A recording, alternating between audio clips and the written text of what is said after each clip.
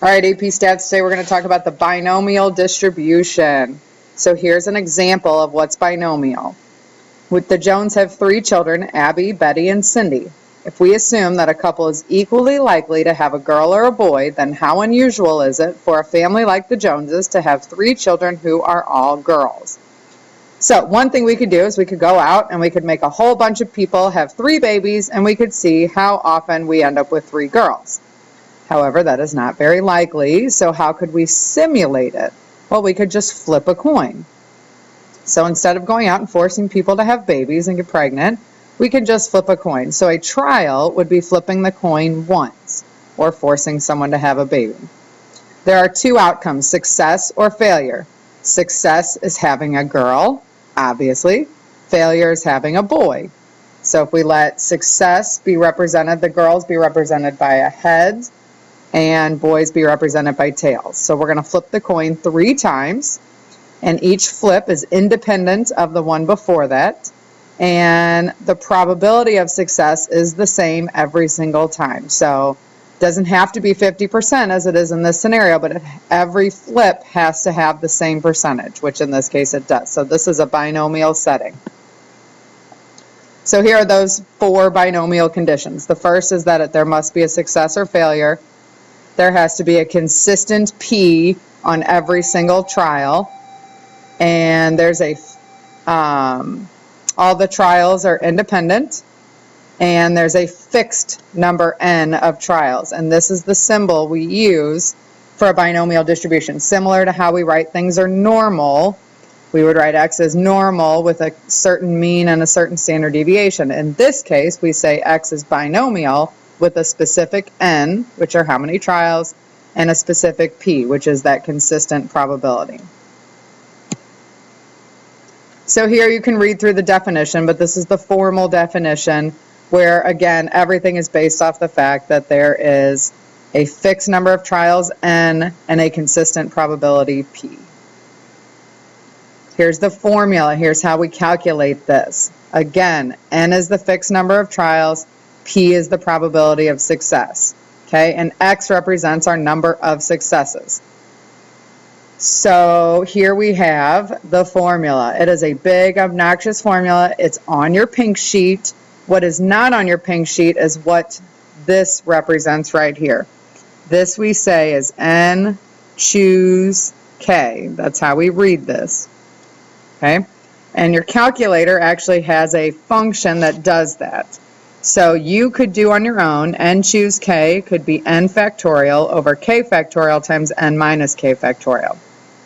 Or your calculator actually has a button that does that. So take out your calculator and go to math and go over to probability, and you will find the NCR button. Okay, and just to figure out your calculator, let's type in 5 choose 2. So go ahead and type that in your calculator, and let's make sure we get the same answer. So I got 10. Hopefully you got 10 also. If not, play around with it, make it work. You can figure it out. You are very smart. All right, so let's just do an example here. So suppose that 75% of all drivers always wear their seatbelts. Let's investigate how many of the drivers might be belted among 10 cars waiting at a traffic light. So before we start doing anything, let's just define some things. First, let's define x. X is going to represent our number of drivers. Number of drivers wearing seatbelts. And then to write this properly, we're going to say that x is a binomial distribution, NP, and n is our number of trials, and p is our probability of success. So that's 0.75, which is the probability that someone is wearing their seatbelt. So part A, is this a binomial model? So go back, look at your 4 conditions. Your first condition is that you have a success and failure. Those are your only 2 options. So we have a success is that someone is wearing their seatbelt.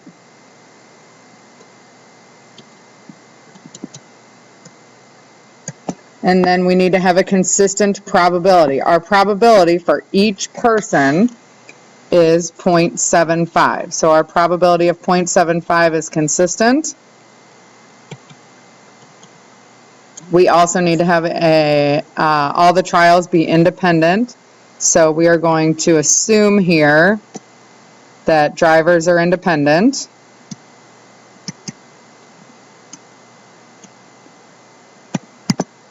And lastly, we need a fixed number of trials. So we have a fixed number of trials, and that fixed number is 10. Okay, so yes, woohoo, this is binomial. Okay, so now find the probability that 3 drivers are not wearing their seatbelts. 2 ways to look at this. Either 7 drivers are, if 3 are not, then 7 drivers are, or we can change our X so that it's number of drivers not wearing seatbelts, which would change our probability to 0.25. Really doesn't matter, you'll get the same answer, but since I already have all that written down, we're going to say that we are looking for the probability that X equals 7. We want to know what's the probability that 7 are wearing their seatbelts, which in turn means that 3 are not. So probability that X equals 7, following our formula that's on our pink sheet, is going to be 10 choose 7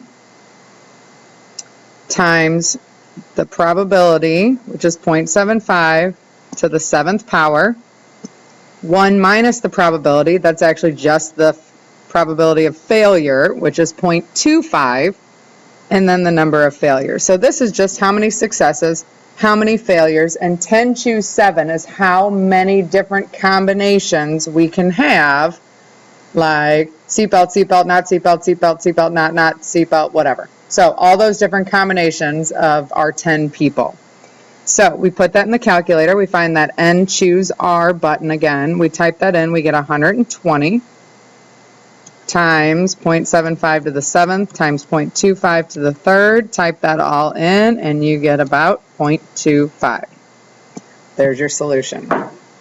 Part C is find the probability that at least 8 drivers. So how many is at least 8 drivers? Well, that's going to be the probability that X equals 8, probability that X equals 9, and the probability that X equals 10. So we need to do this 3 different times. So first we're going to have 10 choose 8